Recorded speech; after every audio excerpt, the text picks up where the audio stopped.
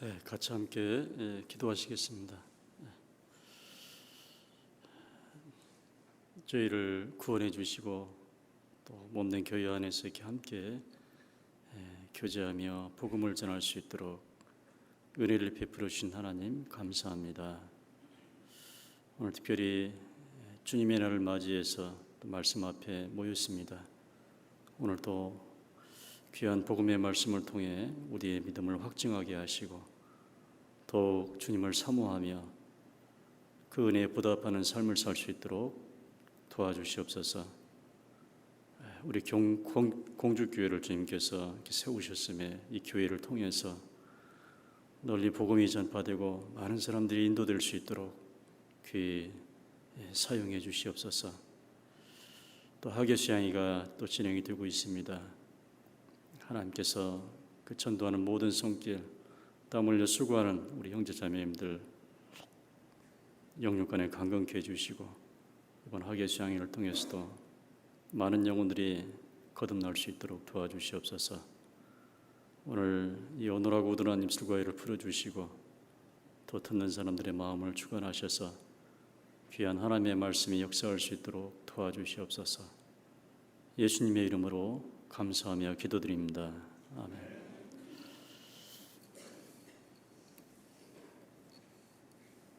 성경 말씀 누가복음 24장 25절 말씀입니다. 누가복음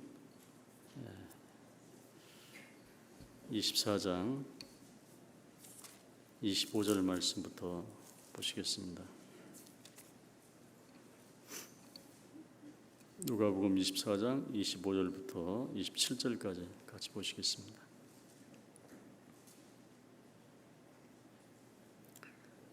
찾으셨으면 같이 함께 읽겠습니다.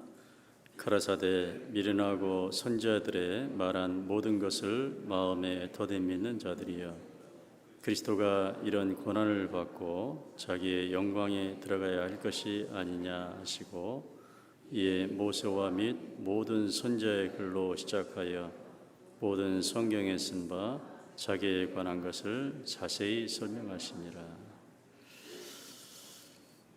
반갑습니다. 네. 뭐라고 하시는가요? 인사하셨다고요? 예. 저는 보니까 2005년도에 오고 한 20년 만에 이렇게 뵌 것 같습니다. 벌써 이렇게 세월이 이렇게 빠르게 지나갔습니다. 20년이라는 세월이 지나고 이렇게 만나 뵌 것 같습니다. 아침에 정읍에서 KTX를 타니까요 40분면 옵니다. 여기 참 좋은 시절인 것 같습니다. 그래서 아침에 어제 오라고 연락을 받았는데 아침에 8시 차 타면은 뭐 충분하겠더라고요. 그래서 아침에 도착해서 이렇게 여유 있게 아주 왔습니다.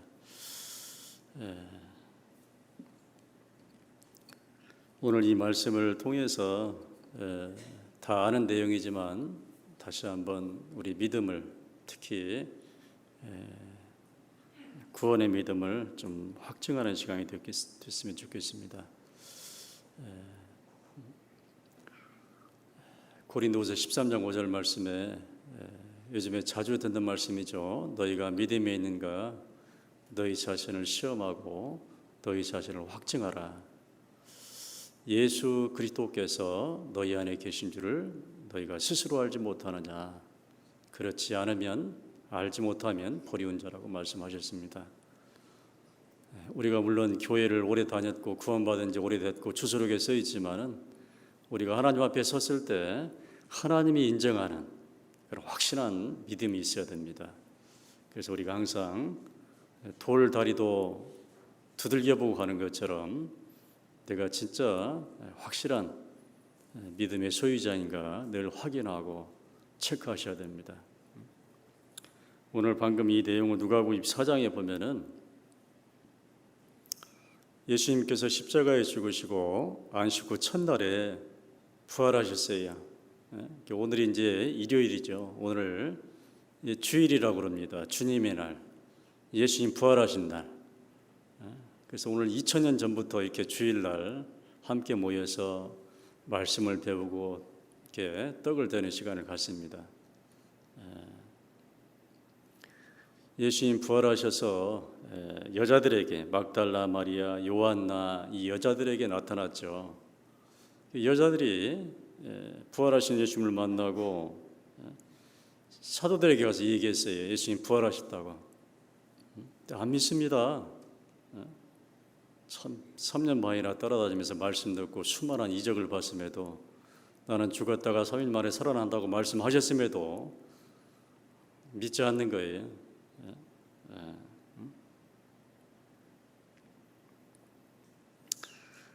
그때 여기 제자들 중에 글로바라는 제자와 어떤 한 제자가 예루살렘에서 한 25리, 10km 떨어진 엠마오라는 지역으로 이제 갑니다. 그때 부활하신 예수님이 딱 옆에 나타났어요. 이제 변형된 모습이라 알아보지 못하죠. 지금 둘이 가면서 무슨 얘기를 하냐 물어보니까, 어떻게 당신은 홀로 최근에 예루살렘에서 예수라는 선지자가 죽은 것도 모르냐고. 세상에 어떤 여자들이 예수님 시체는 보지 못하고 와서 천사들이 살아났다고 그런 얘기를 하더라고. 그 부활하신 예수님에게 이 두 제자가 얘기를 하는 거예요. 그래서 이 부활하신 예수님이 이 10km를 가는 도중에 길에서 쭉 걸어가면서 이 구약 성경에 써 있는 모세오경, 또 모든 선지자의 글, 이 구약 성경에 쓴 자기 자신의 죽음과 부활하심에 대해서 성경을 가지고 이 두 제자에게 쭉 설명을 하죠. 마치 상담하는 것처럼. 그리고 나서 어떤 결론에 이르렀냐, 비로소 이 제자들이 마음이 뜨거워지면서 이 복음을 믿게 됩니다. 32절 말씀 보겠습니다. 32절. 누가복음 24장 32절 같이 읽겠습니다.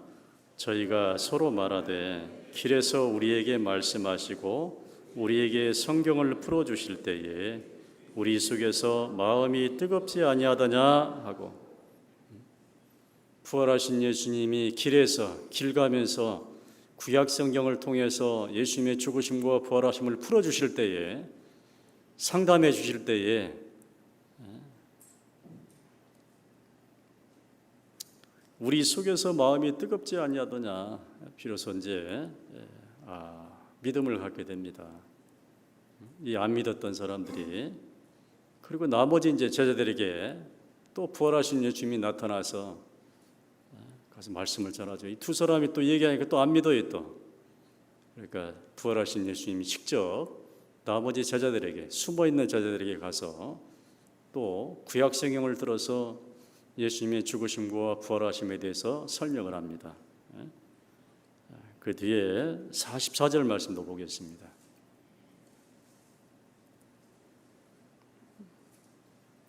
44절, 45절 같이 읽겠습니다. 또 이르시되 내가 너희와 함께 있을 때에 너희에게 말한 바 곧 모세의 율법과 선지자의 글과 시편의 나를 가리켜 기록된 모든 것이 이루어져야 하리라 한 말이 이것이라 하시고, 이에 저희 마음을 열어 성경을 깨닫게 하시고. 그래서 이 믿지 않는 제자들에게 부활하신 예수님이 직접 구약 성경을 들어서 설명을 해주니까 비로소 깨닫고 믿음을 갖게 됩니다. 비로소.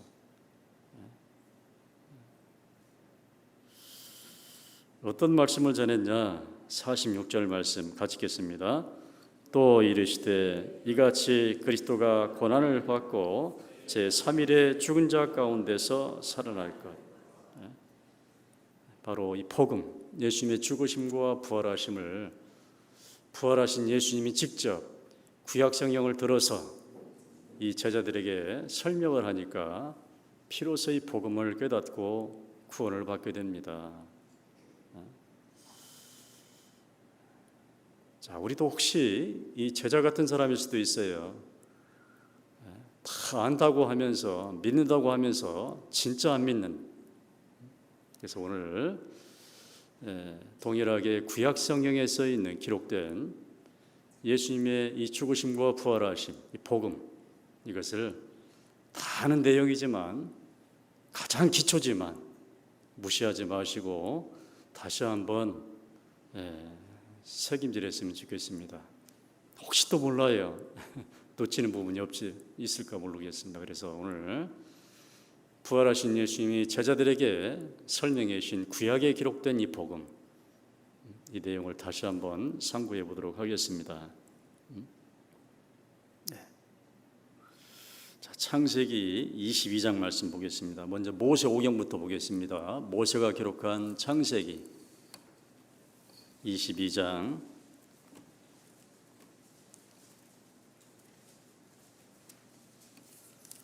창세기 22장 2절 말씀 보시겠습니다.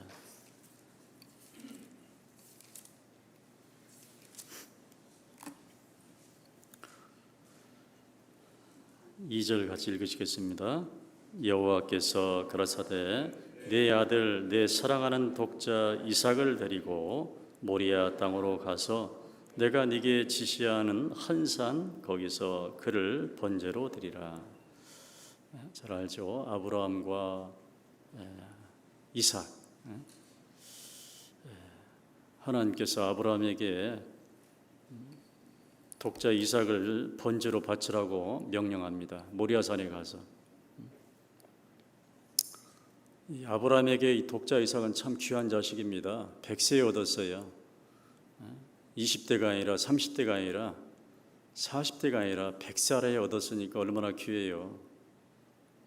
하나님의 능력으로. 아브라함 75세 때 아브라함이 하란에 있을 때 이제 갈디아우로 고향을 떠나서 하란에 잠깐 머물렀어요. 그때 하나님이 아브라함의 후사에 대해서 언급합니다.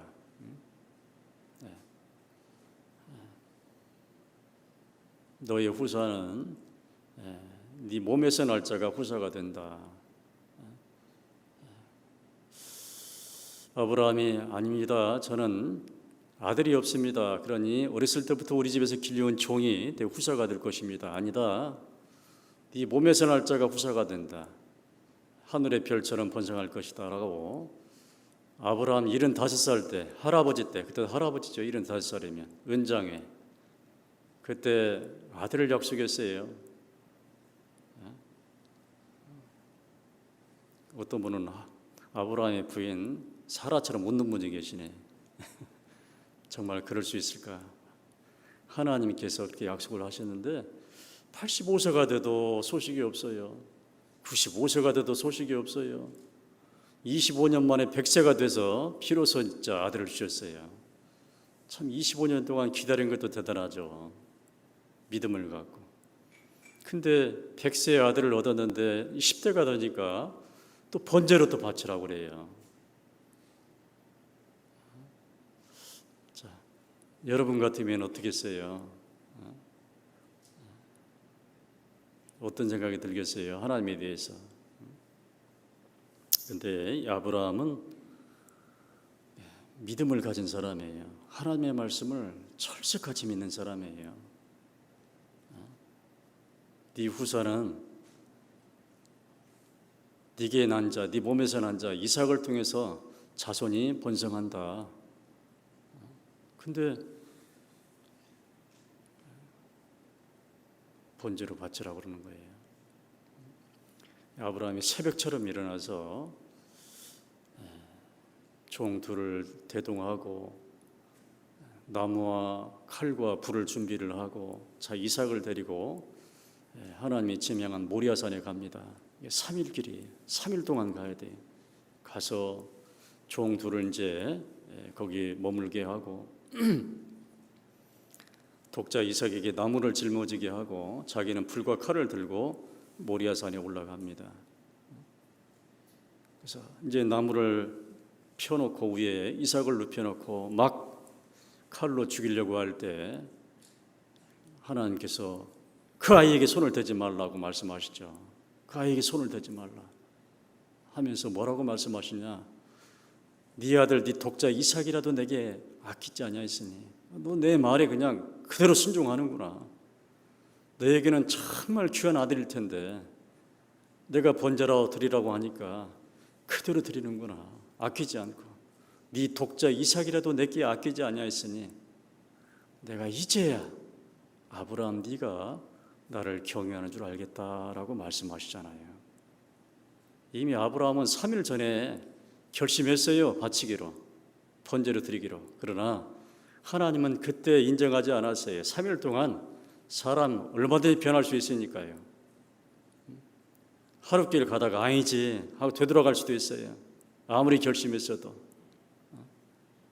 실제 하나님의 말씀에 순종할 때, 행동으로 옮길 때, 그때 하나님은 인정하시는 거예요. 여호와는 지식의 하나님이시라. 사람의 행동을 달아보신다는 말씀처럼 행동을 항상 보셔요. 마지막 행동. 실제 말씀대로 믿음대로 하는가 안 하는가 그걸 가지고 평가를 하셔요. 그걸 가지고 재보여요. 다 그 신앙생활을 재보셔요. 달아보셔요. 구원을 받고 그리스도인이 되면 생각은 다 대동소이합니다. 다 말씀을 배워서 어떻게 사는 방법도 알고 열심히 살아야 되는 것도 알고 다 알아요. 그러나 알매도 불구하고 누구는 하고 누구는 하지 않습니다. 알면서도. 하나님은 아브라함처럼 그 마지막 행동을 달아봐요. 실제 그 명령에 복종하는지 안 하는지. 근데 이렇게 하나님의 말씀을 실제 지키려면은 그 하나님의 말씀을, 약속을 철저하게 믿어야 돼요. 그 믿음 속에서 용기가 생겨요. 담대함이. 우리가 이 복음을 확실히 믿기 때문에 천국 갈 소망이 생깁니다. 이 아브라함은 어떻게 이렇게 이런 정말 이 자식을 바치는 게 쉽지 않는데 백세에 얻은 이 아들을 번제로 바치는 게 정말 어려운 일인데 어떻게 이렇게 용기를 낼 수 있을까? 어디서 이런 담대함이 생기냐 그 말이에요 도대체.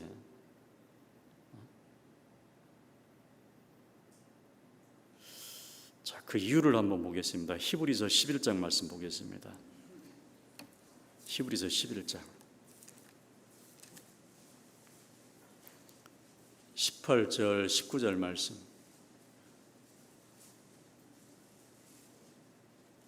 히브리서 11장 18절 19절.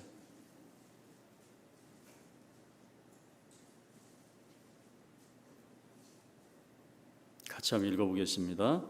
저에게 이미 말씀하시기를 네 자손이라 칭할 자는 이삭으로 말미암이라 하셨으니 저가 하나님이 능히 죽은 자 가운데서 다시 살리실 줄로 생각한지라. 비유컨대 죽은 자 가운데서 도로 받은 것이니라. 아까 말씀드린 것처럼 이미 하나님은 아브라함에 약속했어요. 네 후손은 반드시 이삭을 통해서 번성한다. 하늘의 별처럼. 그러면 이삭 죽이면 그 말이 실현이 돼야 안 돼요? 안 되잖아요. 그래서 이 아브라함은 어떻게 생각을 했냐? 아, 내가 번제로 죽여도 어떻게 한다? 하나님이 방금 같이 읽은 말씀처럼 다시 살리실 줄로 생각했다 그 말이에요. 다시 부활시킬 줄로 생각했다 그 말이에요. 아, 내가 하나님의 명령을 따라 설령 번제로 죽여도 하나님은 다시 살려서 그 이삭을 통해서 계속 후사, 자손을 번성시키겠구나라는 믿음을 갖고 있는 거예요. 그 하나님의 능력을 알고 있는 거예요. 믿고 있는 거예요. 내가 죽여도 살리겠구나. 이런 믿음이 있으니까요. 하나님의 그 약속을 철석같이 믿는 거예요. 이삭을 통해서 자손을 번성시키겠다는 그 약속, 그 약속을 믿으니까 내가 죽여도 다시 살리겠구나, 이런 담대함이 있는 거예요. 이게 참 중요합니다, 그리스도인들에게. 이 믿음이 없으면 주님을 기쁘시게 못해요.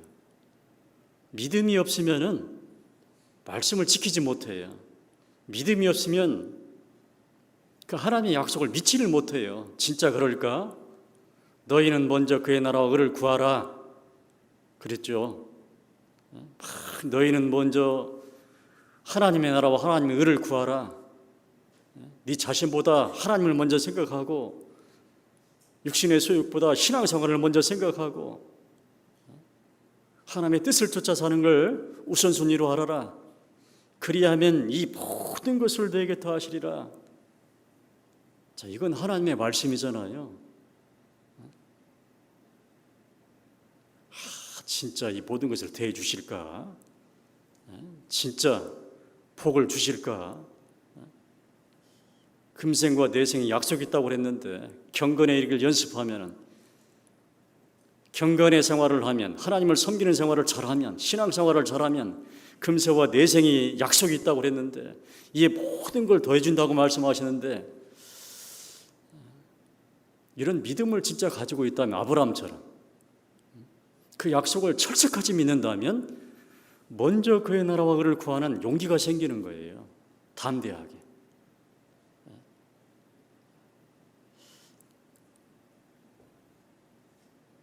그래서 참 믿음은 바라는 것들이 실상이라고 그랬잖아요. 내가 믿는 대로 실제 상황이 되는 거예요. 믿는 대로.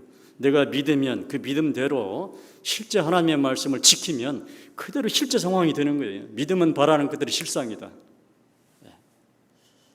너에게 인내가 필요함은 너희가 하나님의 뜻을 행한 후에 약속을 받기 위함이라.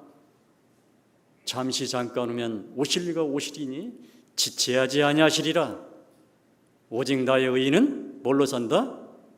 믿음으로 말미암아 살리라. 그랬다 그 말이에요. 이게 참 중요합니다. 이 아브라함처럼 확고한, 이 하나님의 약속을 믿는 확고한 믿음이 있을 때 용기가 생겨요. 말씀을 실천할 수 있는, 지킬 수 있는. 근데 이게 확실치 않으면 정말 그럴까? 말씀은 저렇게 돼 있어도 하면서 자기 뜻대로 이렇게 사는 거예요. 근데 하나님은 아브라함에게 선례로 보인 것처럼 내가 이제야 네가 나를 경외하는 줄 알겠다. 네 독자 이삭이라도 내게 아끼지 아니하였으니 너 대단하구나. 생각에 그치지 않고 실제 행동으로 옮기는구나. 항상 우리도 마찬가지예요. 그래서 여기 이미 하나님은 옆에 양 한 마리를 준비해놨어요. 번제를 쓸 양 준비해놓고 아브라함의 믿음이 그릇이 얼마나 큰지 테스트하는 거예요. 진짜로 하나님 말씀 지키는지 안 지키는지. 진짜 독자 이삭을 죽이려고 하는 것이 아니라 번제로 바치라는 하나님의 말씀을 진짜 지키는지 안 지키는지 이걸 보는 거예요. 아브라함이 진짜 그렇게 할 때, 순종할 때 하나님은 내가 이제야 네 행동을 보니까, 네 행함을 보니까, 내 말을 지키는 걸 보니까, 복종하는 걸 보니까 네가 진짜 나를 경외하는구나. 말로만 아니라 실제 행동으로 이렇게 인정했다 그 말이에요. 자, 이것을 통해서 이 번제에 쓸 나무를 짊어지고 모리아산에 올라가는 그 독자 이삭, 그 이삭은 나무 십자가를 짊어지고 그 해골산에 올라가는 하나님의 독자 예수님을 가리키고 있습니다. 이것이 3일 전에 죽을 운명이었던 이 이삭, 이미 3일 전에 결정됐어요. 하나님이 번제로 바치라고. 근데 정확히 3일 후에 죽을 이삭을 번제에 바쳐줄 이삭을 하나님이 살리셨어요. 멈춰라. 그 독자에게 손을 대지 말라. 하나님이 살렸어요. 마찬가지로 예수님이 십자가에 피 흘려 우리 죄를 속죄하기 위해서 죽으셨죠. 무덤에 장사 지냈습니다. 예수님의 시체를 내려다가. 근데 정확히 이삭처럼 3일 만에 하나님이 이삭을 살린 것처럼 무덤에 있는 예수님을 정확히 3일 만에 하나님이 살리셨어요.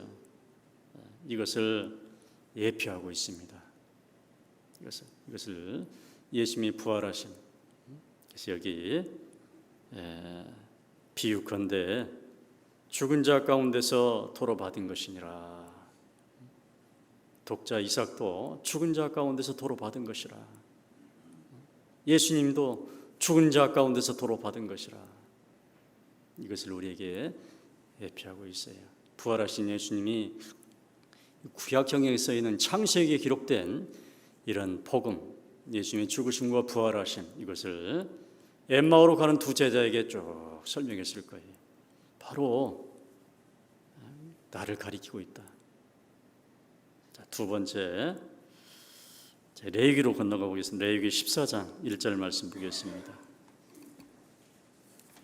레위기 14장 1절 말씀.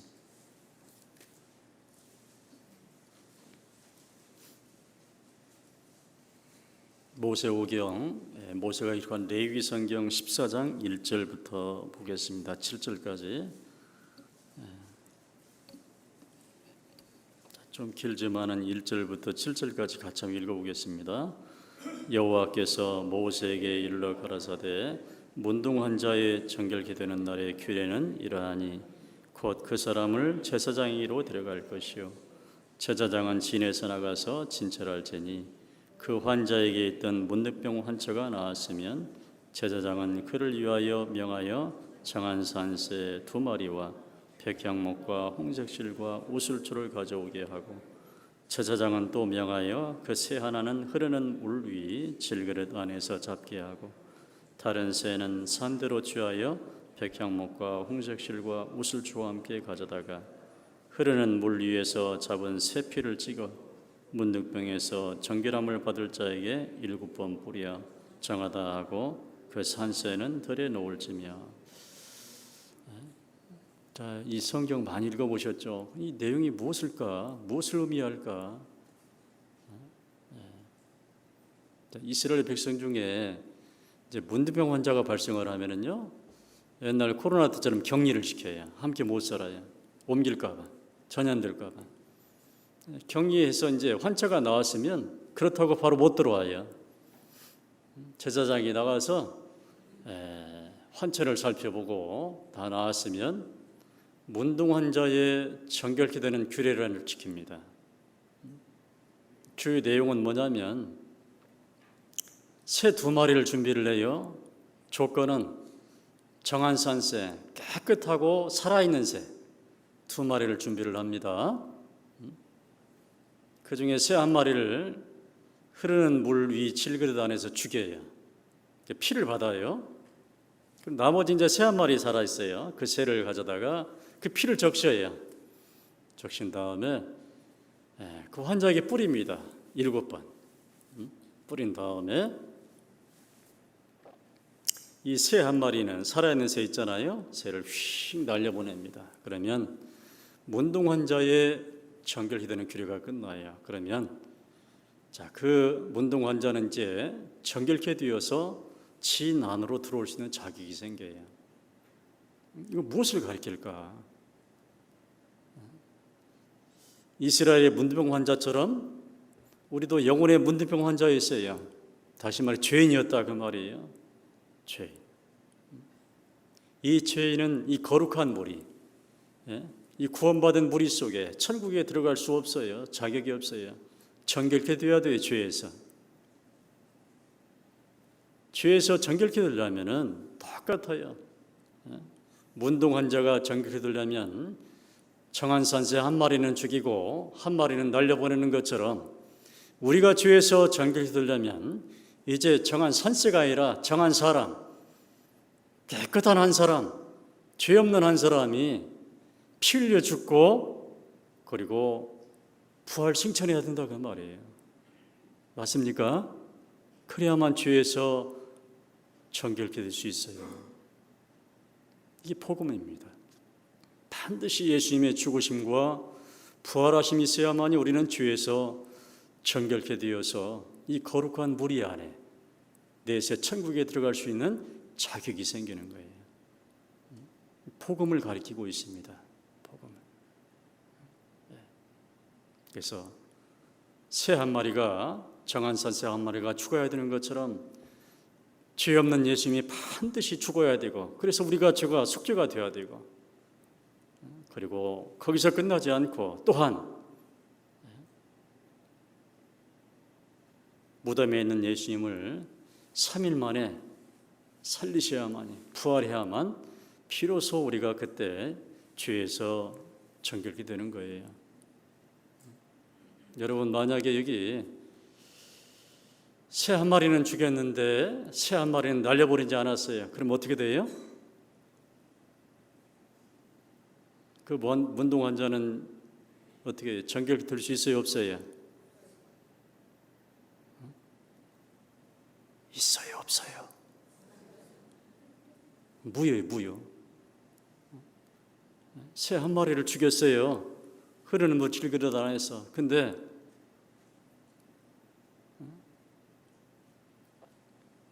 피를 뿌리고 날려보내야 되는데 안 날려보냈어요. 그럼 무효예요, 무효. 아무것도 아니야, 아무것도. 마찬가지로 예수님이 십자가에서 피 흘리고 돌아가셨어요. 근데 3일 만에 부활을 안 하셨네. 그럼 어떻게 되는 거예요? 우리가 죄에서 정결케 될 수 있어요, 없어요? 한참 생각해 봐야 되죠. 자, 고린도전서 15장.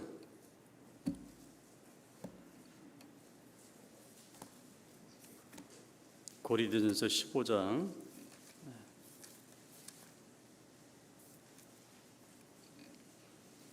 17절 18절 말씀 보시겠습니다.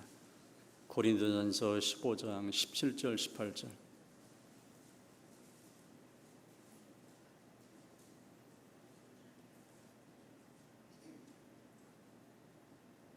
같이 한번 읽어볼까요? 그리스도께서 다시 사신 것이 없으면 너희의 믿음도 헛되고 너희는 여전히 죄 가운데 있을 것이요 또한 그리스도 안에서 잠자는 자도 망하였으리니. 이게 무슨 말씀인지 아세요? 그리스도께서 다시 사신 것이 없으면, 예수님이 부활하지 않았으면 뭣도 헛되고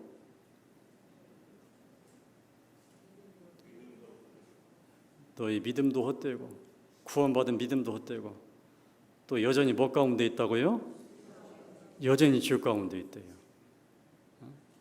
또 구원받고 돌아가신 분들을 잠잔다고 그러는데 그리스도 안에서 잠자는 자도 어떻게 해요? 망했대요. 왜 그러지? 그냥 예수님 돌아가신 걸로 그냥 끝나면 다 대부분 다 막 구원받았다고 그러는데 왜 꼭 이 부활이 없으면 구원받은 믿음도 헛되고, 부활이 없으면 여전히 지옥 갈 죄인이고, 부활이 없으면은 구원받고 돌아가신 분들 그 몸은 다 망한다고 돼 있을까요? 왜 이렇게 부활이 막 이 모든 걸 결정을 하지? 구원관정 하면 다 대부분 다 예수님 죽으신 얘기만 하잖아요. 근데 여기 성경 말씀에는 이 부활이 우리 구원받은 믿음, 또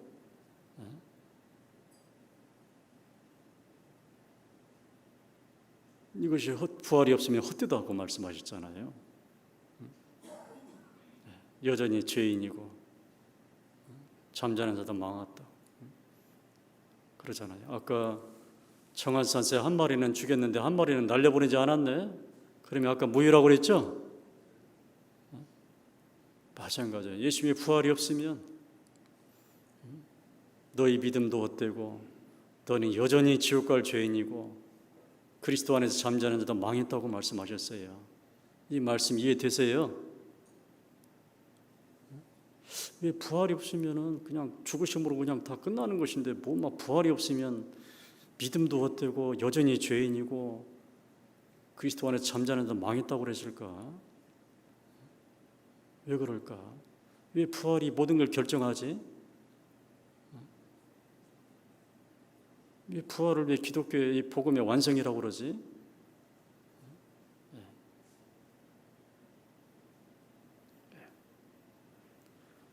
이 부활은 아주 중요한 의미가 있습니다. 부활.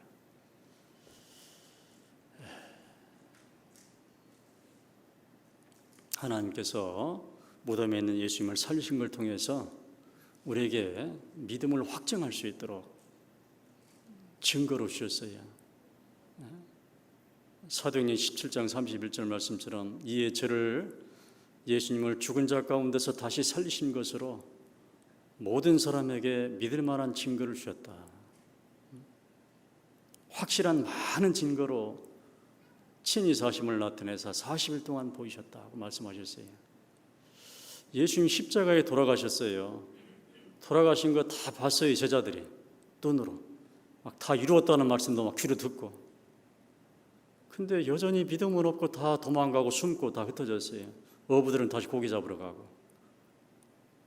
죽으심으로 그냥 다 끝났으면 다 막 그때부터 다 믿음을 가져야 되는데 막상 약속대로 돌아가시니까 다 도망가고 숨고 믿는 제자는 한 명도 없어요.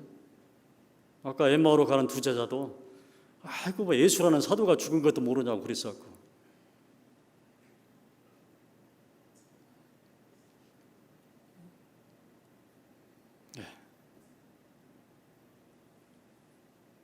근데 이 제자들이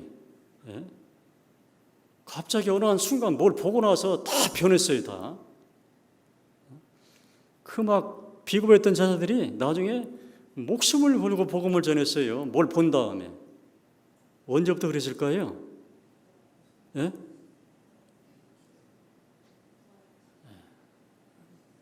부활하신 예수님을 딱 눈으로 보고 그것이 그들에게 아주 결정적인 믿음을 갖기 위한 증거가 됐어요. 부활이 어떤 의미가 있길래 그들 속에 그렇게 확실한 믿음을 주었을까? 좀 정리를 해보면 첫째, 아무도 예수님을 하나님의 아들로 안 믿는 거예요. 그저 자기 죄로 십자가에 죽은 줄로 알아요. 자기 죄로. 우리 죄를 대속해서 우리 죄를 속죄하기 위해서 대신 죽은 걸 모르고 우리 죄를 대신 속죄하기 위해서 하나님께서 보내신 하나님의 아들인 것을 알지 못하고 믿지 않고 그냥 자기 죄로 죽은 줄로 알아요. 근데 딱 부활을 보고 나서 아하, 자기 죄가 아니라 우리 죄 때문에 죽으신 하나님의 아들 그리스도가 맞구나, 이것을 알게 됐어요. 부활을 통해서. 로마서 1장 4절 말씀 보겠습니다.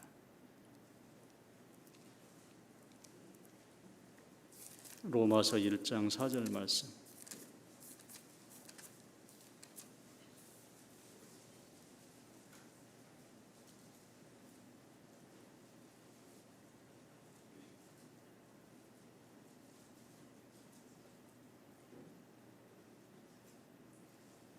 다 안다고 무시하지 마시고요. 성경에서 제일 중요한 게 이것이니까요. 다시 한번 새김질 해보시면 좋을 것 같아요. 로마서 1장 4절 말씀 같이 읽겠습니다. 성결의 영으로는 죽은 가운데서 부활하여 능력으로 하나님의 아들로 인정되셨으니 곧 우리 주 예수 그리스도시니라. 예수님이 딱 살아나시니까 아이고 자기 죄로 죽은 것이 아니라 우리 죄 때문에 죽으신 하나님의 아들이 맞구나, 이게 알게 됐다 그 말이. 이게 첫 번째, 예수님의 부활을 통해서 우리에게 알려주신 믿을 만한 증거예요. 두 번째는 뭐냐? 이제 예수님이 여러분의 죄값 누가 다 갚았어요? 여러분의 죄값을 누가 다 속죄하셨어요?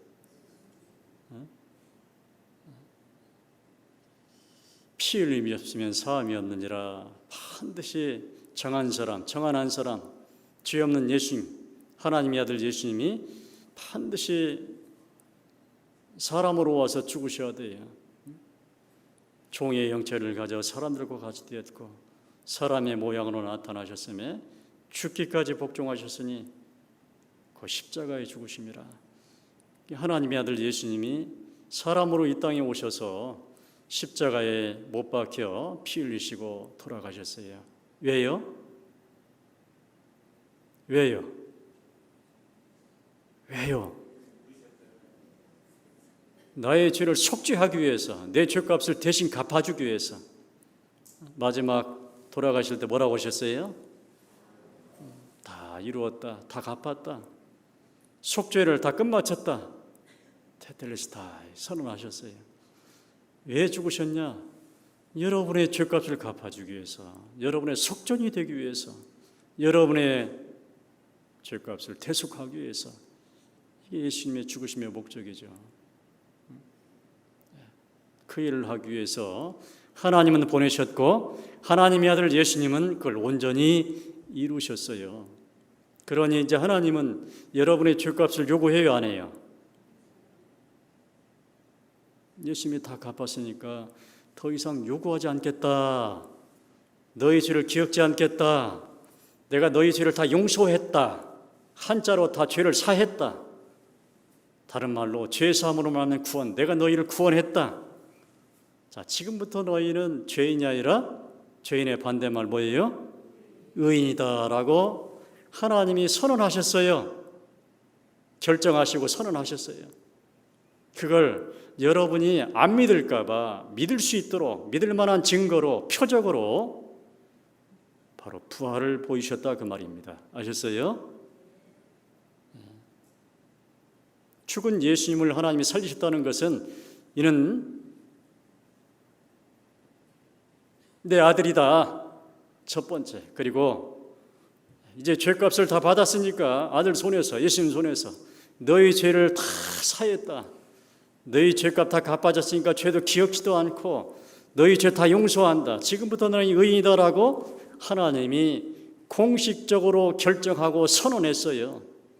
이것을 눈으로 볼 수 있도록 안 믿을까 봐 보여주신 것이 부활 승천이라 그 말입니다. 아셨어요? 아셨어요? 그래서 이 하나님의 선언, 하나님의 결정, 우리 죄를 사하고 구원하셨다는 이 하나님의 결정이 없으면, 증거, 이 부활 승천이 없으면, 그래서 너희 믿음도 헛되고 너희는 여전히 죄 가운데 있을 것이요, 또한 그리스도 안에서 잠자는 자도 망했다고 말씀을 하시는 거예요. 이 예수님의 부활 승천은 하나님이 우리 죄를 사하시고 의롭다 하신다는 하나님의 결정과 선언입니다. 아셨어요? 이것을 안 믿을까 봐 믿을 수 있는 증거로 보셨어요. 사람은 꼭 눈으로 봐야 믿어요. 그래서 눈으로 보고 믿으라고 예수님의 부활 승천을 보이셨어요. 그래서 정한 선생 한 마리 꼭 죽이고 한 마리 날려보내는 것처럼 우리 예수님이 우리 죄를 속죄하기 위해서 십자가에 죽으셔야만 했고, 그리고 이제 하나님께서 그 대속을 받으시고 연락하시고 우리를 의롭다 하신다는 표현으로, 표시로 부활을 보여주셨어요. 아셨습니까? 로마서 4장 25절 말씀 보세요.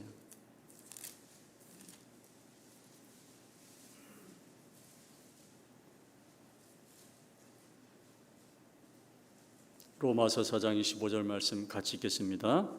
예수는 우리 범죄함을 위하여 내어짐이 되고 또한 우리를 의롭다 하심을 위하여 살아나셨느니라.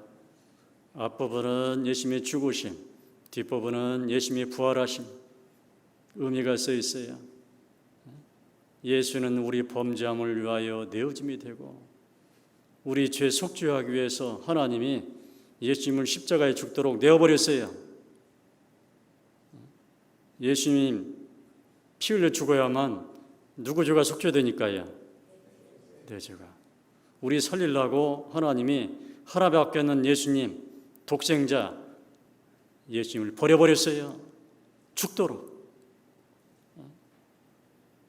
도대체 우리를 얼마나 사랑하시길래 하나밖에 없는 독생자 예수님을 죽여서까지 우리를 살리시겠냐 그 말이에요. 왜 그럴까요? 왜 이렇게 여러분들을 사랑하실까요? 하나님이 아들을 예수님은 죽일 만큼 여러분을 사랑하는데 왜 그럴까요? 이유가 뭐예요? 큰일 났네. 자식을 왜 사랑해요? 다른 집 애들보다 왜 자식을 사랑해요? 내가 낳았으니까. 왜 하나님을 여러분을 사랑해요?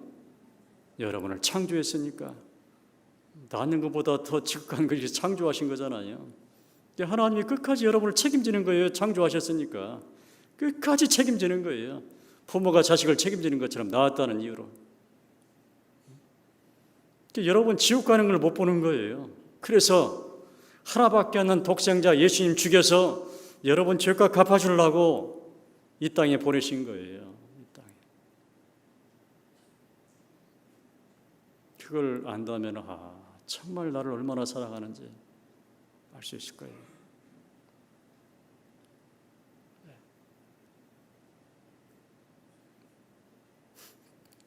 예수님 십자가에서 뭐라고 하셨어요? 엘리 엘리 라마 사박다니, 나의 하나님 어찌하여 나를 버리셨나이까. 버려버렸어요. 하나님이.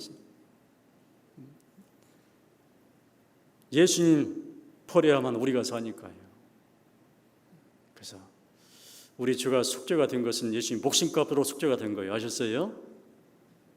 예수님의 목숨값으로 여러분들의 죄가, 우리의 죄가 속죄가 된 거예요. 죄값이 갚아진 거예요.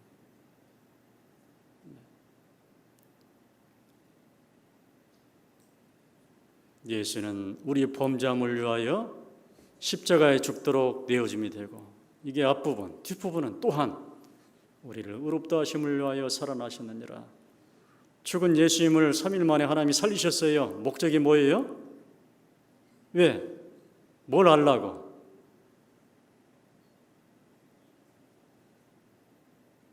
방금 읽었잖아요. 왜 살아나셨다고요? 뭐 때문에? 뭘 위하여? 의롭다 하심을 위하여 살아나셨느니라. 이제 너희는 의롭다, 너희는 죄 없는 의인이다, 하나님이 선언했다는 표시로, 믿을 만한 증거로 무덤에 있는 예수님을 3일 만에 살리셨다, 그 말입니다. 아셨죠? 이 복음 특별한 것이 아니에요. 예수님의 죽으심과 부활하심. 다른 건 몰라도 이걸 내가 정확히 자세히 알고 우리가 입으로 시인하고 누군가에게 전하셔야 돼요. 피 흘려 죽으심의 의미는 내 속죄를 위해서, 부활하심의 의미는 하나님이 이제 우리 죄를 사하시고 의롭다 한다는 그런 결정과 선언으로 살리셨구나. 이제 하나님은 선언하셨어요. 주께서 가라사대 그날 후로는 저희와 세울 언약이 이것이라 하시고 내 법을 저희 마음에 두고 저희 생각에 기록하리라. 어떻게 결정하셨냐? 법을 하나 세웠어요. 저희 죄와 저희 불법을 내가 다시 기억지 아니하리라 하셨으니, 이것을 사하셨은즉, 용서하셨은즉, 지옥 갈 죄를 다 예수님한테 죄값 받고 우리 죄를 다 사하셨은즉 다시는 죄를 위하여 예수님이 피 흘려 죽는 그런 죄값을 칠 필요가 없다라고 선언하셨어요. 이제 하나님은 우리 죄를 다 사하셨어요. 죄값은 예수님한테 받고 그 결과로 우리 죄를 다 용서하셨어요. 내가 죄값을 직접 지불하지 않았음에도 불구하고 내가 예수님이 십자가에 피 흘려 죽어서 내 죄값을 지불했구나, 속죄했구나, 이것을 믿으면 마치 내가 지불한 걸로 인정하시고 내 죄를 사하시고 한글로 내 죄를 용서하시고 성경적인 용어로 나를 구원하시고 죄가 하나도 없는 의인이다, 칭의, 너희는 이제 의롭다라고 나를 부르신다, 그 말입니다. 이거 믿으라고 보여주신 증거가 부활 승천입니다. 아셨죠? 진짜 예수님이 내 죄값을 갚았을까? 진짜 하나님이 그거 받으시고 내 죄를 진짜 다 사하셨을까? 나를 지금 하나님이 진짜 의인으로 보실까? 그런 의심이 들 때 못 보고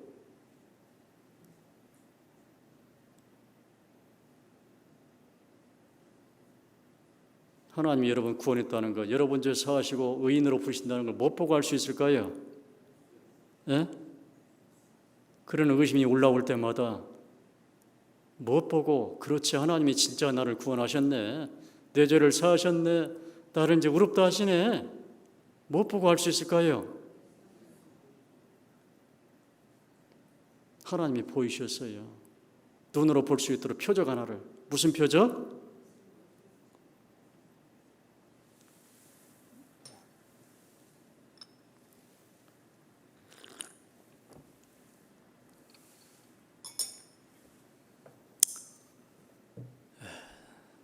다시 한번 말씀드리지만 하나님이 죄값을 예수님에 다 받으시고 이제 우리 죄를 다 사하셨다고, 우리 죄를 다 용서하셨다고, 우리 구원했다고, 이제 우리를 의인으로 부르신다는 걸 확실히 믿으라고, 의심하지 말고 믿으라고 보여주신 표적 증거가 뭐라고요?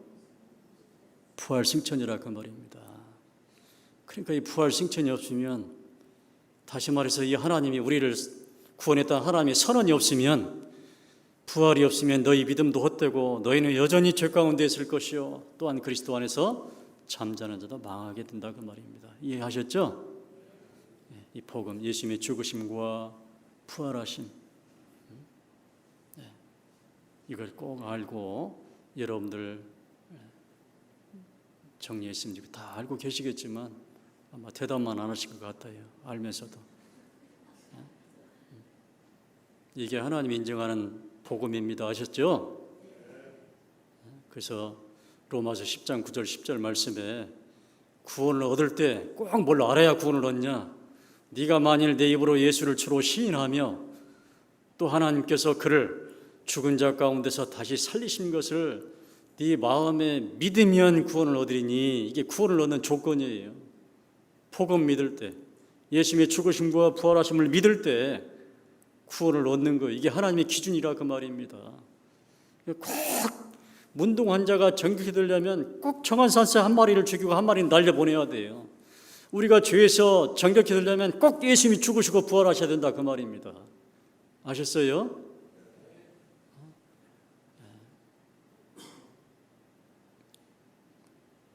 이것을 여러분들에게 다시 한번 말씀드렸습니다. 자, 천국은 영혼만 가요? 몸도 가요? 예? 지금 할아버지 할머니들 물어보면 다 천국은 영혼만 가고 몸은 다 썩어서 없어진다고 그러더라고요. 몸은 못 가는데 천국은 영혼만 가고, 많은 분들이 이렇게 알고 있더라고요. 깜짝 놀랐어요, 진짜. 천국은 영혼도 가지만 뭣도 간다고요? 예수님이 죽은 몸이 올라갔어요? 못 올라갔어요? 예? 아까 부활했다고 되어 있잖아. 예수님 몸이 부활했다는 말은 예수님의 몸이 부활했다 그 말이에요. 무덤에 죽은 몸이. 그걸 보여주면서 똑같이 우리도 예수님처럼 설령 죽어서 무덤에 묻혀서 흙이 돼도 그 몸을 다시 살려서 새로운 몸으로, 강한 몸, 신령한 몸, 죽지 않고 썩지 않는 몸으로 변화시켜서 데려간대요, 몸까지. 주께서 호령과 천사장의 소리와 하나님의 나팔로 친히 하늘로 쫓아 강림하시리니 그리스도 안에서 죽은 자들의 몸이 먼저 일어나고, 몸이 전부 다 살아나요. 다 흙이 됐어도, 화장해서 재로 뿌렸어도. 우리 머리로는 상상이 안 되지만 흙으로 사람을 지으신 하나님께서 다시 흙이 된 몸을 다시 다 새로운 몸으로, 신령한 몸으로 다 변화시켜서 데려간답니다.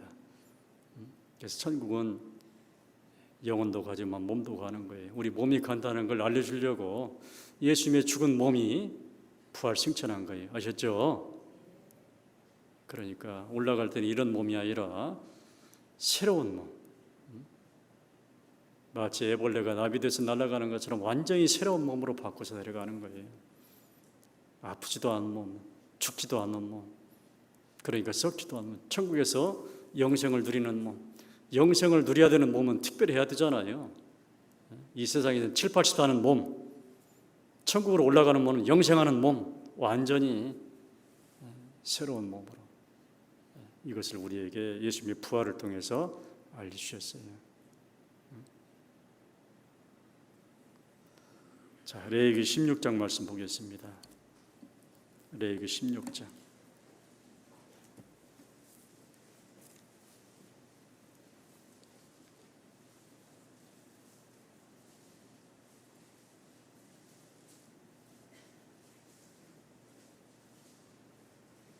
레위기 16장 11절부터 15절까지 11절부터 15절까지 같이 한번 읽어보겠습니다. 아론은 자기를 위한 속죄제의 숫송아지를 드리되 자기와 건속을 위하여 속죄하고 자기를 위한 그 속죄제의 숫송아지를 잡고 향로를 취하여 여호와 앞 단 위에서 피운 불을 그것에 채우고 또 두 손에 곱게 간 향기로운 향을 채워 가지고 장 안에 들어가서 여호와 앞에서 분향하여 향연으로 증거궤 위 속죄소를 가리우게 할지니 그리하면 그가 죽음을 면할 것이며 그는 또 숫송아지의 피를 취하여 손가락으로 속죄소 동편에 뿌리고 또 손가락으로 그 피를 속죄소 앞에 7번 뿌릴 것이며 또 백성을 위한 속죄제 염소를 잡아 그 피를 가지고 장 안에 들어가서 그 숫송아지 피로 행함같이 그 피로 행하여 속죄소 이와 속죄소 앞에 뿌릴지니. 잘 아는 내용이죠. 이스라엘의 대속죄일 제사를 가리킵니다. 이스라엘 백성들이 1년 만에 죄를 하나님께 사함받기 위해서 1년에 한 번씩 대속죄 제사를 지내요. 제사장이 이제 송아지 1년간의 이스라엘 백성들의 속죄 제물로 죄값으로 어떻게 하냐? 송아지 염소를 죽여요. 흠없는 송아지 염소를 죽여서 그게 이스라엘 백성들 1년간의 죄값이에요. 속죄 제물. 그 피를 받아가지고 이 제사장이 하나님께서 계신 지성소에 들어가서 그 속죄소에 뿌려요. 하나님이 받으시면은 이 제사장이 피를 뿌리고 이제 밖으로 나올 수 있어요. 받았다는 표시로 받으시고 염소 송아지 피가 이스라엘 백성들의 1년간의 죄값이다 하나님이 인정하시고 이제 1년간의 죄를 사했다는 표시가 들어가서 피를 뿌리고 나오는 거예요. 세상에 만약에 문제가 있다 속죄 제물에 받지 않았다 그러면 대제사장은 그 안에 들어갈 수 없어요. 들어가면 죽는 거예요.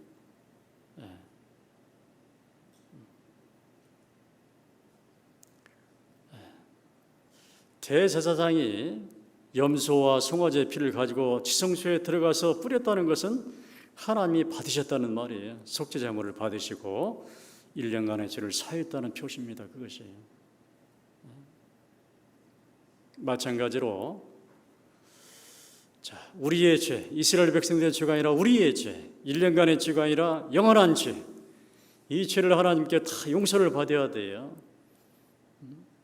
그러면 송아지 염처럼 흠없는 송아지 염처럼 죄 없는 예수님이 우리 속죄 제물이 되셔서 피 흘려 죽으셨어요.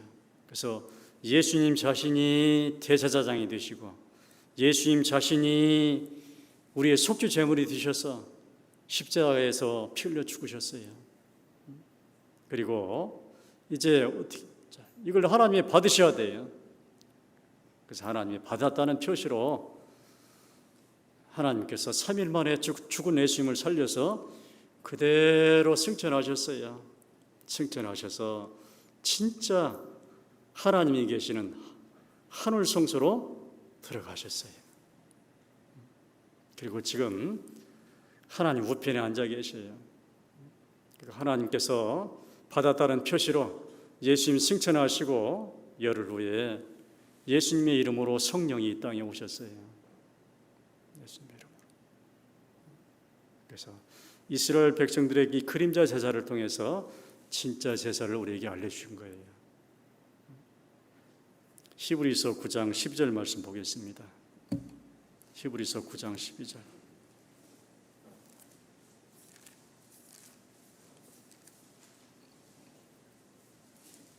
히브리서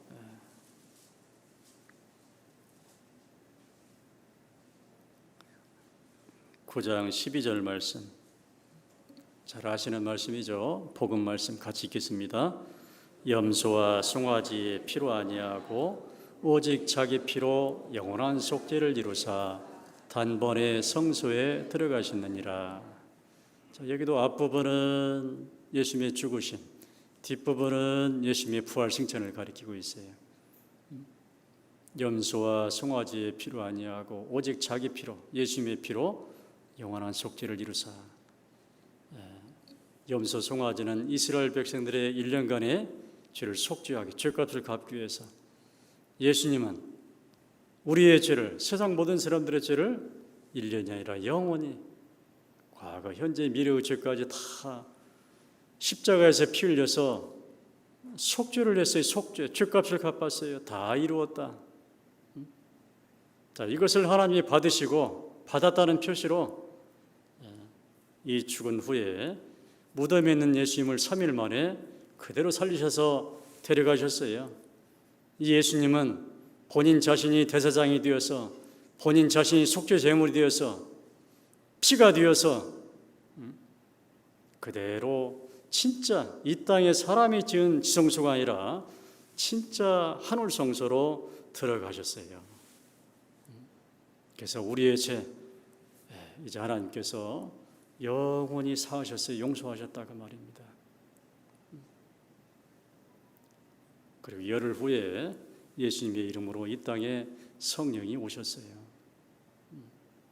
이 뒷부분에 단번에 성소에 들어가셨느니라, 이 말은 단번에 하늘 성소로 들어가셔서 영원한 구속을 얻으셨느니라, 이런 말씀이에요. 앞부분은 예수님의 죽으심에 의한 속죄, 뒷부분은 부활하심으로 말미암는 죄사함, 하나님 우리 죄를 다 사했다는 표시로, 믿을 만한 증거로 죽은 예수님을 그대로 살리셔서 데려가셨어요. 부활 승천하셨다고 말이에요. 아셨죠?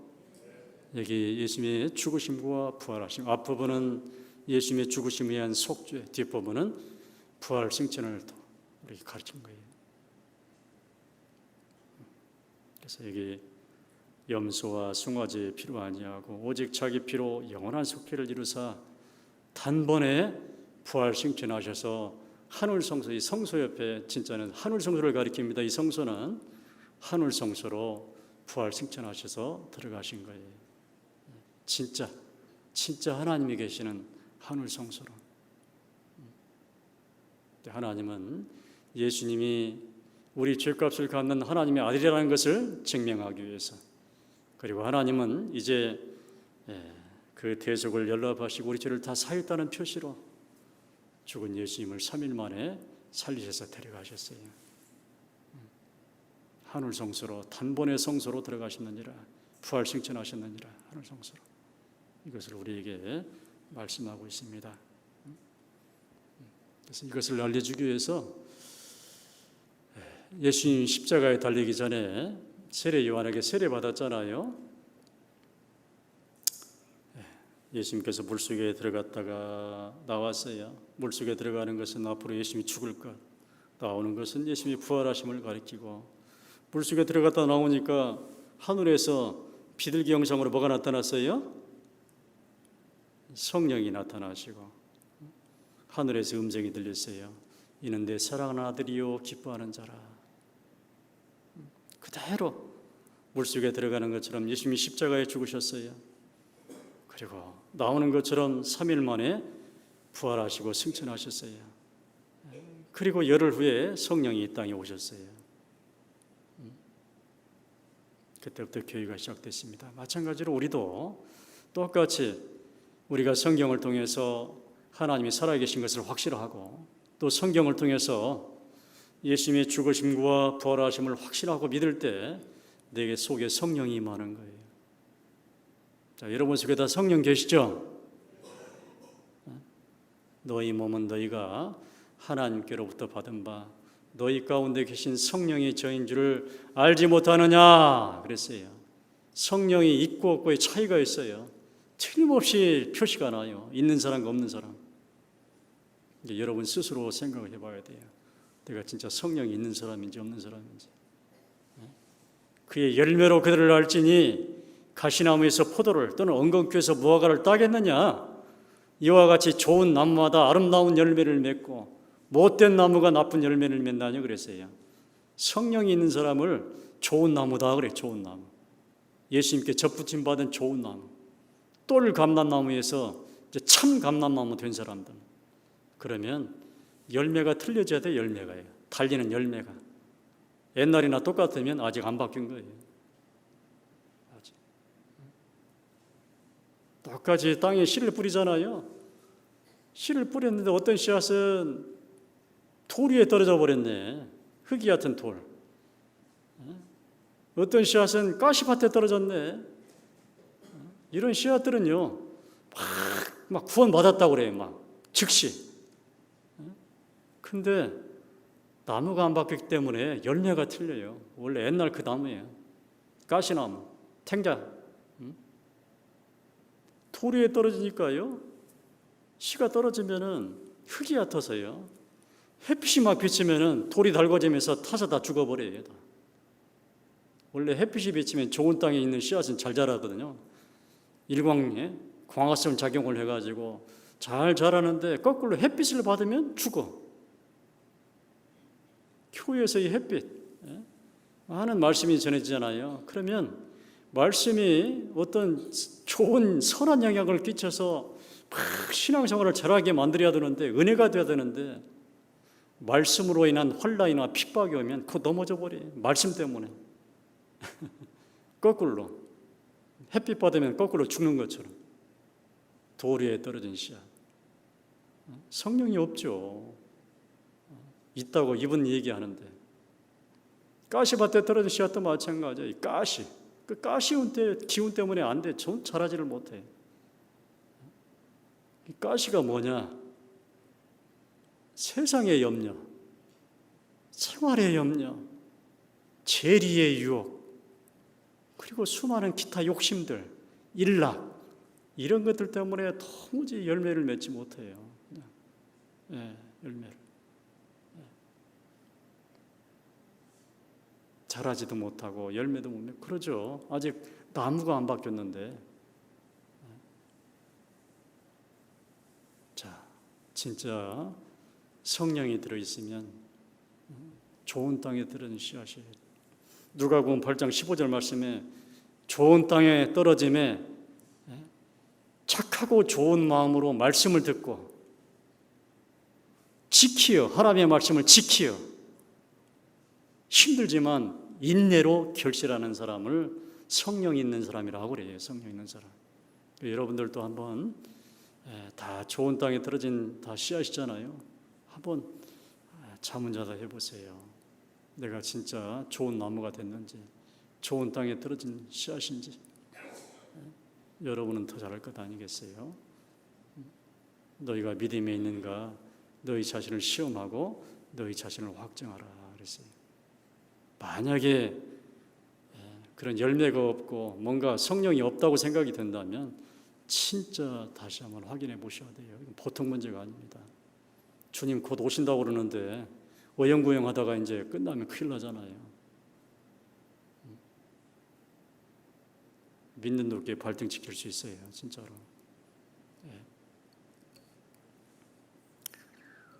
자, 레위기 23장 10절 말씀 보겠습니다. 레위기 23장 10절 말씀. 레위기 23장 10절 11절.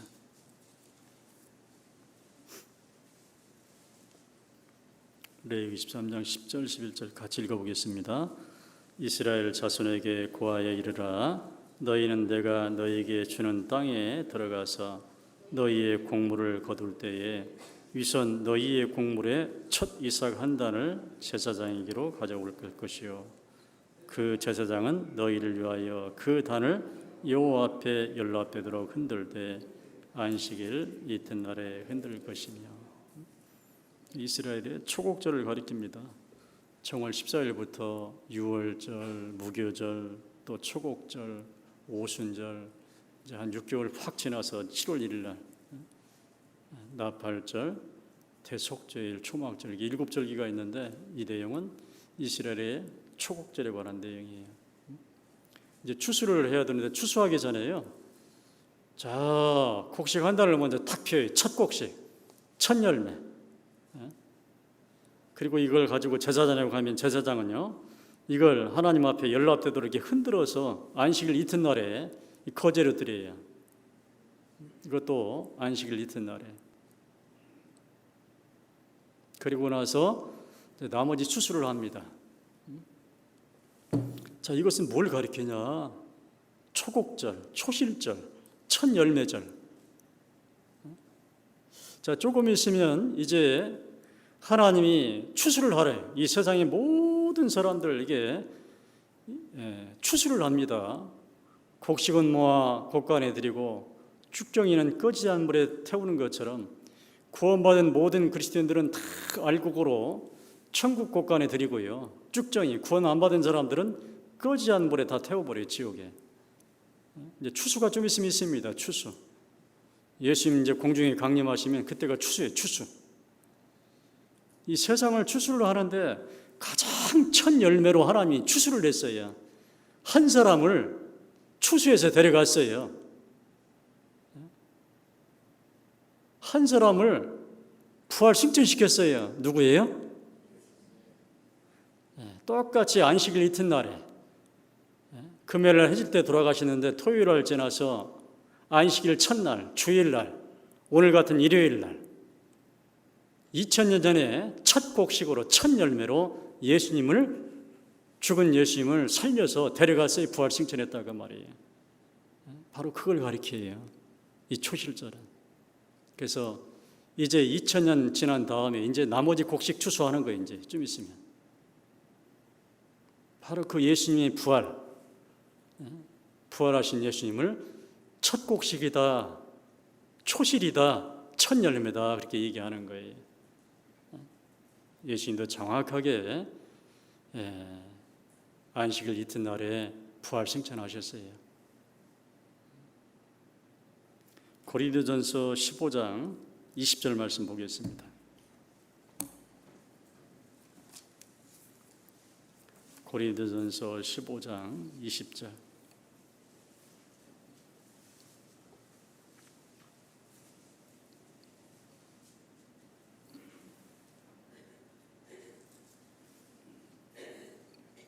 찾으셨으면 20절만 같이 읽겠습니다. 그러나 이제 그리스도께서 죽은 자 가운데서 다시 살아 잠자는 자들의 첫 열매가 되셨도다. 성경에서는 구원받고 돌아가신 분들을 죽었다고 그래요? 잠잔다고 그래요? 좀 있으면 다 주님 오시면 깨니까 잠잔다고 그래요? 그때까지 쉰다고 그래요? 그때까지 지금 잠자는 거예요. 지금 구원받고 돌아가신 분들.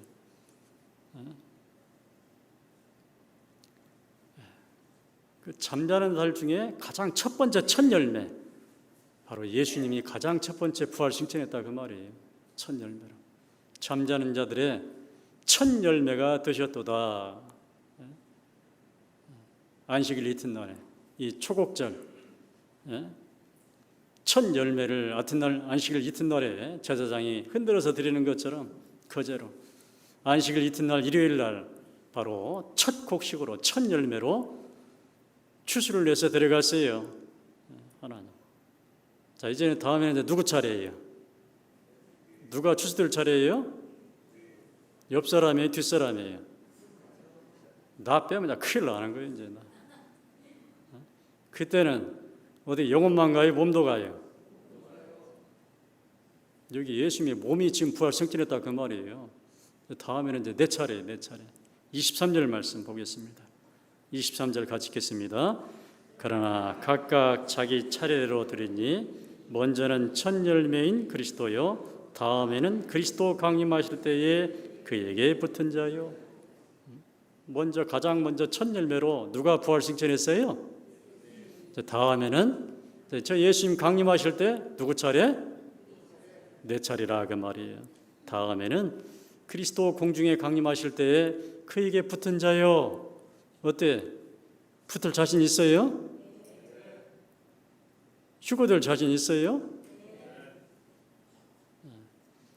진짜로 자신 있어야 돼요. 없으면 큰일 나는 겁니다. 이제 막상 그날 딱 닥쳤는데 몇 사람 남아버렸는데 얼마나 통곡할 일이에요. 얼마나. 교회를 내가 몇 년을 다녔는데 좀 있으면 그날이 다가와요. 보라, 내가 너에게 비밀을 말하노니 우리가 다 잠잘 것이 아니요 마지막 나팔에 순식간에 후련히 다 변화하리니 나팔 소리가 나며 죽은 자들이 썩지 아니할 것으로 다시 살고 우리도 변화하리라. 썩지 아니할 것으로 신령한 몸으로 강한 몸으로 조금 있으면 우리 몸이 쫙 첫 열매 예수님이 부활 승천한 것처럼 이제 우리가 이제 부활 승천, 우리 몸이 부활 승천한다 그 말이에요. 이걸 가르쳐 주고 있어요. 이것을 이제 우리 차례라 그 말이에요. 구원받은 모든 예수님도 하나님의 아들이 되었죠. 하나님의 외아들인데 자 이제 우리가 하나님의 아들 됐어요, 안 됐어요? 자 우리도 하나님의 아들 됐어요. 똑같이 예수님도 하나님의 아들, 우리도 하나님의 아들. 그래서 이제 예수님을 우리가 가장 하나님의 맏아들, 제일 큰 형님으로 모시게 됐다 그 말이에요. 원래 예수님은 외아들이었는데 이제는 제일 큰 아들이 됐어요, 맏아들. 그래서 이제 예수님이 우리를 형제라 부르기를 부끄러워 아니했다고 말씀하시는 거예요. 그래서 똑같이 예수님도 부활 승천, 우리도 똑같이 하나님의 아들로 부활 승천 똑같이 한다 그 말이에요. 자 이제 천국에서 영원히 하나님 아버지를 모시고 예수님과 영원히 사는 거예요. 영생. 그래서 우리는 불로초를 먹은 거예요. 불로초. 옛날에 진날에 시황제가 안 죽으려고 불로초 찾았는데 찾았어요? 못 찾았어요? 여러분은 찾았어요? 못 찾았어요? 먹었어요? 못 먹었어요? 우리는 복음이라는 불로초를 먹었어요. 그래서 우리는 영생을 얻었어요. 영원히 사는 거예요. 이 땅에 살다가 잠깐 잠자는 시간이 있을 수도 있어요. 돌아가시는 분들. 그러나 곧 깨서 다 부활승천해요. 우리에게는 죽음이 없어요. 우리는 영생을 누리는 거예요. 영원히. 잠깐 잠자는 것은 있어도 그걸로 끝나는 것이 아닙니다. 우리는 그런 큰 소망이 있어요. 그래서 제자들이 그 사자들 앞에서 십자가에 못이 박히면서도 화형을 당하면서도 두려워하지 않고 복음을 전한 거예요. 그때 잠깐 고통 가운데 죽으면 곧 깨어나니까요. 잠자다가 일어나니까요. 죽음이 그들에게는 아무것도 아닌 거예요. 여러분도 마찬가지입니까? 대답을 안 하시는 거예요. 네, 우리도 똑같잖아요. 그들도 예수님의 죽으심과 부활하심을 믿고 구원받은 그리스도인이고 우리도 똑같아요. 그들은 눈으로 봤지만 우리는 뭘로 봤어요? 예수님의 부활 승천을 눈으로 봤지만 우리는 뭘로 봤어요? 눈으로 안 봤으니까 나 실감 못해. 그럽니까? 예수님의 부활 승천을 뭘 통해서 알았어요? 성경이 100% 사실이에요, 아니에요? 100% 사실이라면 눈으로 보는 것처럼 확실하다 그 말이에요. 그러면 우리도 그런 신앙을 가질 필요가 있습니다.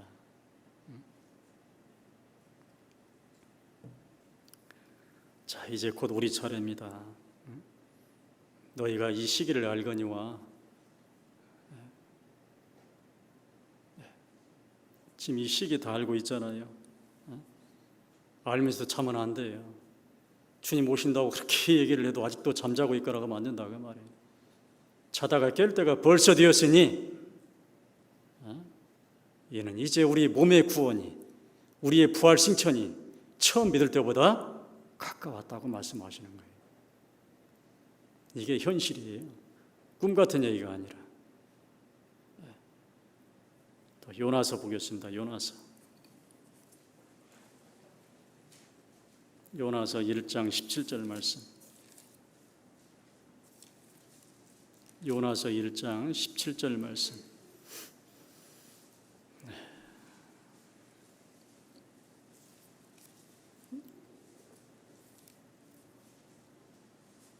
요나서 1장 17절 같이 한번 읽어보겠습니다. 여호와께서 이미 큰 물고기를 예비하사 요나를 삼키게 하셨으므로 요나가 3일 3야를 물고기 배에 있으니라. 요나서 잘 아시죠? 요나서 요나. 하나님이 이 요나 선자에게 저 아수리아 니느웨라는 곳에 가서 전도하라고 그랬어요. 근데 이 요나는 가지 않습니다. 그들에게 이 전도하기를 싫어했어요. 그래서 저 다시스 가는 배를 탔습니다. 근데 기어이 하나님이 바다에 빠뜨려서 그 빠뜨린 요나를 큰 물고기가 삼키잖아요. 그냥 제 얘기 들으시면 됩니다. 그냥 찾다가 이제 다 지나버리니까요. 그냥 들으면 돼요. 듣는 게 중요해요. 항상 하나님은 들어라, 들어라, 읽어라, 들어라, 들어라. 이 내용 중요한 내용이니까 잘 들으셔야 돼요. 이 물에 빠진 요나를 큰 물고기가 막 삼켜버렸어요. 그 물고기 뱃속에서 3일 3야를 있었어요. 근데 죽어서 살았어요. 살아서 참 막 잠수함처럼 막 니네웨 가가지고요 딱 토해냈어요. 죽어서 살아서 나왔어요. 그러니까 사람이 얼마나 놀라겠어요. 와, 저건 보통 사람이 아니다. 선지자다. 그리고 그 요나의 전도함을 받고 다 회개했다고 되어 있어요. 왕부터.